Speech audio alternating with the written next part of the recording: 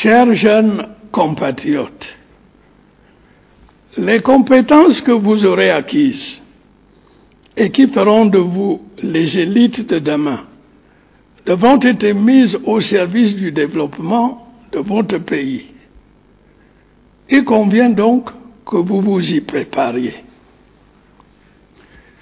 J'ai en effet la conviction que dans les prochains mois, nos grands projets de développement vont connaître une évolution qui avait été ralentie par la crise, et il faut bien le dire, par l'inertie de certaines administrations. Les domaines de l'énergie, des mines, de l'industrie, de l'eau, des infrastructures, de l'agriculture seront concernés. Nous aurons donc besoin de plus d'ingénieurs, d'économistes, de médecins, d'enseignants, de statisticiens, de techniciens, de spécialistes de tous ordres. Cette relance devrait être un puissant levier pour faire baisser le chômage, qui est actuellement le mal dont notre jeunesse souffre le plus. J'ai toujours pensé, en effet, que la vraie solution de ce problème viendrait du redémarrage de notre économie. Nous n'avons pas pour autant négligé, à côté des actions du Fonds national de l'emploi, celles que propose le programme d'appui à la jeunesse rurale et urbaine, qui a généré des milliers d'emplois directs et indirects, et le projet d'insertion socio-économique des jeunes, qui a permis la création de 35 coopératives de production.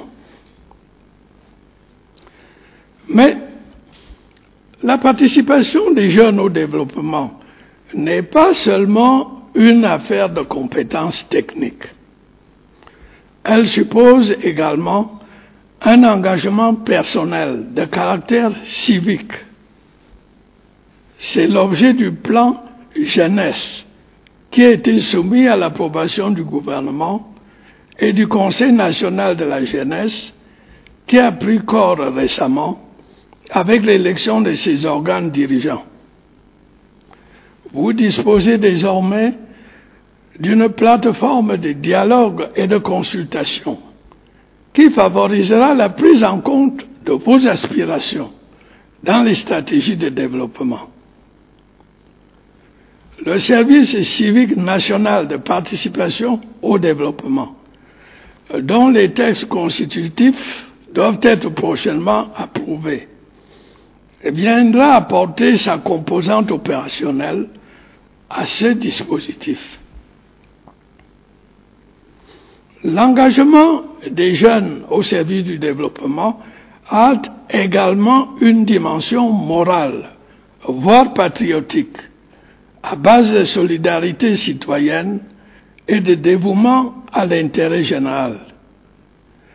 Ces vertus doivent être cultivées dans les différentes structures associatives animées par le ministère de la Jeunesse.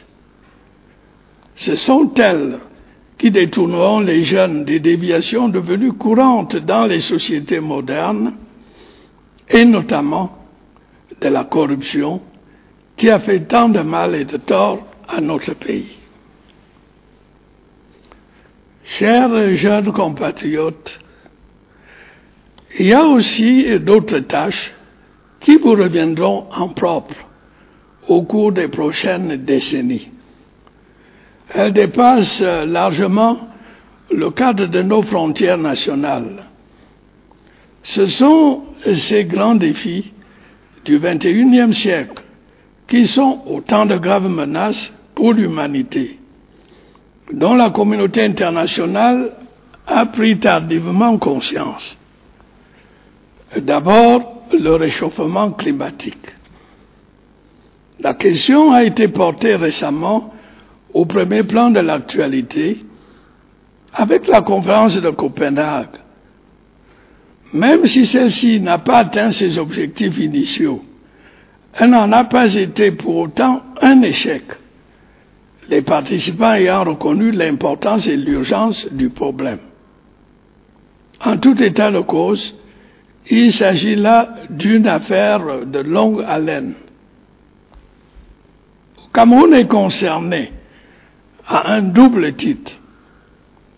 Comme victime, si je puis dire, avec l'assèchement du lac Tchad, la désertification de sa partie septentrionale et la montée des eaux océaniques, mais aussi comme partie prenante de solutions, puisque nous avons la responsabilité d'une partie du bassin du Congo, deuxième poumon de la planète.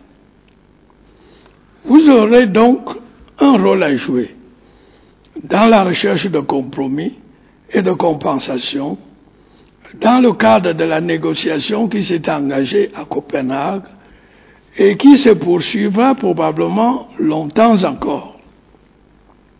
En attendant, il serait souhaitable que vous vous impliquiez dans les différentes campagnes de protection de l'environnement et en particulier dans l'opération Sahel Vert, qui vise à reboiser de larges portions du territoire national.